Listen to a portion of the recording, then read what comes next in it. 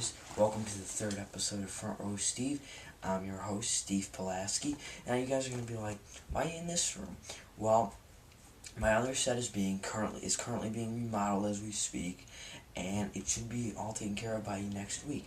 And that's basically the reason why I didn't do a show last week. The reason why I didn't do a show last week was because yesterday was because it was remodeling back there.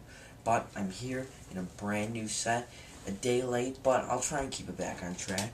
And I'm here to talk about my movies with my favorite score. Basically music, like what was the best music in a movie that I've seen. And there's a couple DVDs that I couldn't find, but I just like to mention The Breakfast Club, 16 Candles, Weird Science, all the good ones. All the classic John Hughes films, those go under this list as well. And, well, here's a stack of other ones that I'll show, and here's a movie I remember being a great musical score. I used to watch this all the time when I was younger. It was truly a great film. It was called Cannonball the Musical. This is the 13th anniversary edition, 2-disc Ship of Doinkle edition, and it's from Troma, and I think it's part of the Troma Masterpiece. I really don't know, but Trey Parker from South Park wrote the music for this, and it was actually a really good score he wrote for it. I really have to give him credit for this. Definitely a movie to check out. And also with these movies, it also goes for like some of these movies are on my favorite list, and that's what basically makes the movie the best, is the musical soundtrack to it. The next one is the South Park Bigger, Longer, and Uncut, and people wouldn't like to call this a musical. Ice Kiss still consider it a musical. It's dirty, yet it's really good. The Blu-ray release is very good. It's very cool, and also with the music, they have like classic songs in this. I don't want to say any of the names, I don't want to spoil it, but I'm sure most people have seen this. Definitely a great musical film to check out. And then the next one is, this doesn't have like any like rock music or any music that like many people would listen to, but it's got some really good synthy stuff in this. And it's Stephen King's The Mist, directed by Frank Darabont. This is the 2-disc edition. I thought this had a really cool cover to it as well. Really nice cover, and it kind of looks like the new. This cover reminds me of the new Crazies remake cover that's gonna be coming out next month. But this was a great movie, along with the music. The music is the highlight of this movie. It's very creepy tone. It's like these really nice synthes. This synth music, it's like classic 80s synth music. It's very cool. The graphics and CGI are on edge. They're edgy, but they're pretty good. Check this one out for the music. It's great. I even have the soundtrack to it as well. And the next one, of course, I'm going to mention is Clerks. I love this one for the music, too. It's got some great 90s alternative music. Really great. It's got music from Soul Asylum, Alice in Chains, Jesus, Lizard, Bad Religion, Seaweed. It's got great songs like the end credit song by Soul Asylum, Can't Even Tell. My favorite song, one of my favorite songs. Soul Asylum is an excellent band, and that song, Can't Even Tell, actually has a music video that's, I believe, on this disc. Soul Asylum music video. It's a very good music video, and it's a real convoluted music video, but it's still really well done. And it was written especially for this movie, too. The next one is Halloween. And I'm sure everybody's heard the John Carpenter music in this. I love this John Carpenter music. It's really a creepy movie if you watch it again. But, like I said, the film score in this is absolutely great. The rock music in this next one I want to talk about is Wayne's World.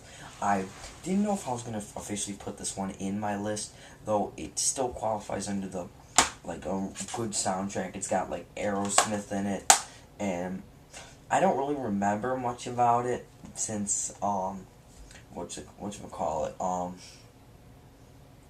I haven't watched this movie in a while. I'm kind of blank there, but it is a very well done movie, and they have yet to release one with features on it.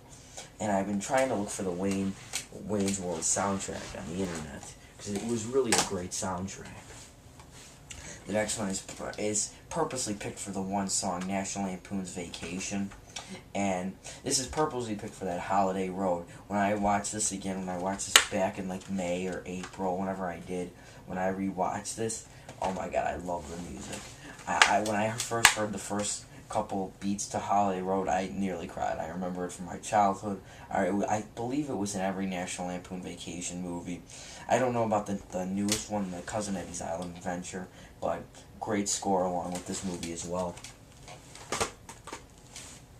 The next one is Good Burger, which has just great music. I mean, a lot of these people wouldn't call like a score, like a hands-down musical. I'm picking them just for the music, just especially for the music. Just for, like, if it had good music, it's on this list. And it's Good Burger with Keenan and Kel. And I just love this movie. I really have to come out and say, it is one of my favorite movies. I remember the first day I got this back in, like, elementary school and back in, like, 4th grade. I remember coming home and finding it on the counter from my mom. Really great experience. I watched it 3 times in a row on that day. It was back when I was like in 3rd grade or so, but check this one out. It's very good, very funny, and the music is just excellent. Can't believe I still have that DVD after all these years. Hairspray by John Waters. The new one had some good music.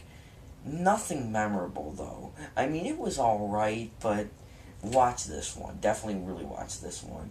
The original had some great music to it by John Waters. It's just an absolute classic. That's along with the music. I only got 2 more, and then this is When Charlie and the Chocolate Factory. I don't have Willy Wonka in the Chocolate Factory, but I'm going to say that one as well. That one's a great one. This one has some pretty good music. I remember seeing this in the show with my uncle. Really great movie here. Really excellent music. And I really have to say that there's a lot of good music in this movie. I even have the soundtrack. Like a lot of these, I do have the soundtrack too. But check this one out if you haven't seen it. I'm sure most have seen it though. And then the last one is the SpongeBob SquarePants movie.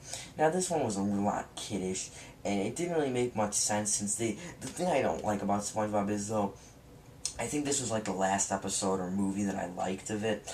Now a lot of them don't make any sense. Like they have a campfire under the water. I guess you're not supposed to think about that, but when you're in it, like growing up like me, you start to notice that kind of stuff. And like now in the new episodes, this was originally going to be the series finale, but Nickelodeon didn't want this to be the ending. So what they did was SpongeBob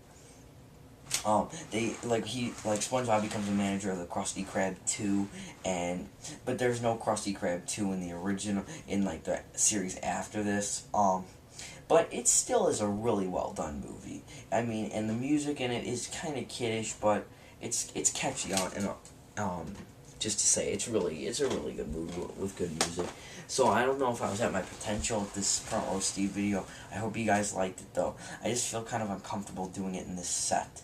But thanks a lot for watching. Sub if you haven't. I got a lot to clean up. Hope to have remodeling done next week. And I hope you enjoyed Front Row Steve episode 3. Talk to you guys later.